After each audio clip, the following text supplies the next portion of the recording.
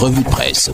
Merci de nous retrouver sur Cam News 24 et ITFM 103 émettant depuis Garoua pour la revue de presse spéciale offerte par MBF Media Productions. À la une de notre hebdomadaire Dicalo, UNDP, le comité central de toutes les attentes. Les assises convoquées par le président national Bello Bouba Maïgari sont prévues ce 28 juin 2025. Elles devront officialiser la position de cette formation politique proche du pouvoir relativement à la prochaine élection présidentielle. D'importantes décisions sont attendues, nous dit le hebdomadaire Dicalo. Toujours avec Dicalo présidentiel 2025, la chronique politique, deux scénarios se précisent. Le Grand Nord peut adouber un candidat fils du Nord, tout comme le Grand Nord peut adouber un Camerounais pour l'élection présidentielle d'octobre prochain. Eh bien, tout ceci est à lire dans la chronique de hebdomadaire Dicalo. Thermomètre politique après Issa Tiroma Bakari, Bello Bouba Maïgari face à son destin. Le comité central de l'Union nationale pour la démocratie et le progrès UNDP s'est réuni ce samedi 28 juin 2025 à Yaoundé. D'importantes décisions y sont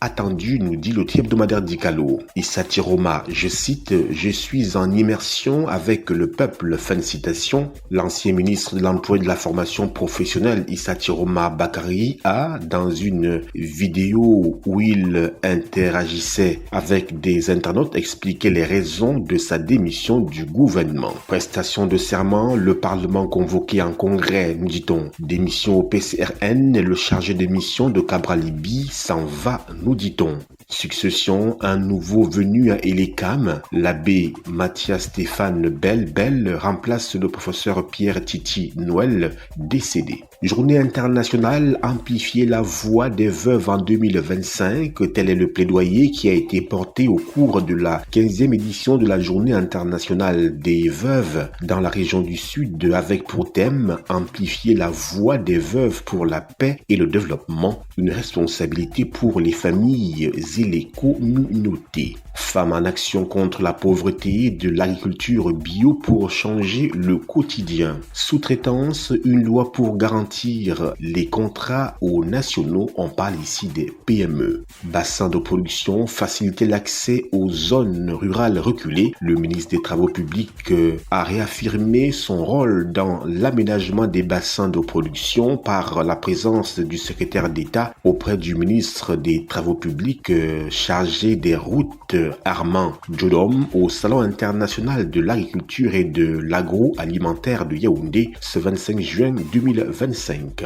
Hydrocarbures, une raffinerie de 30 000 barils par jour en gestation à Kribi, d'une capacité donc de 30 000 barils par jour. Une raffinerie est en gestation dans la zone du complexe industrialo-portuaire de Kribi dans la région du Sud Cameroun. Combattre la pollution, vaste opération de collecte des déchets plastiques à l'occasion de la Journée mondiale de l'environnement 2025 placée sous le thème « Combattons la pollution plastique ». AGL Cameroun a mobilisé contre la pollution plastique autour de ses sites à Douala, Ngaoundéré et Kribi. CMA de Diboum 2, un forage d'eau potable pour sauver des vies, une offre d'AGL Cameroun à la communauté locale et au bénéfice du personnel soignant, des patients et des populations riveraines. Nous sommes à Douala. Un poste de vice-président au Cameroun quand la rumeur crée un poste stratégique. Une folle rumeur relative à l'institution imminente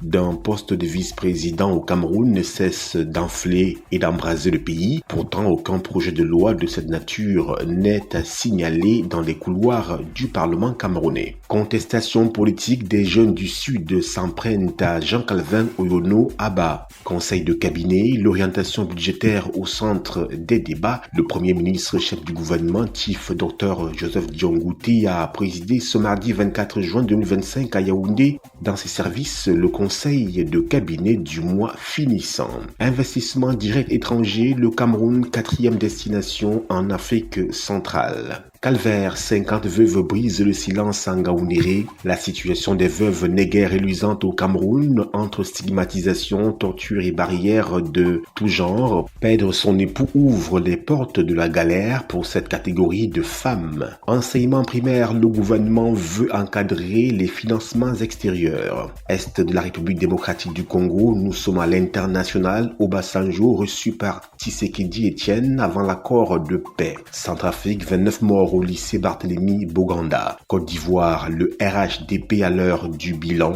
nous dit le tri-hebdomadaire d'Icalo. Voilà madame, monsieur, c'est la fin de la revue de presse spéciale offerte par MBF Media Productions. Nos programmes se poursuivent.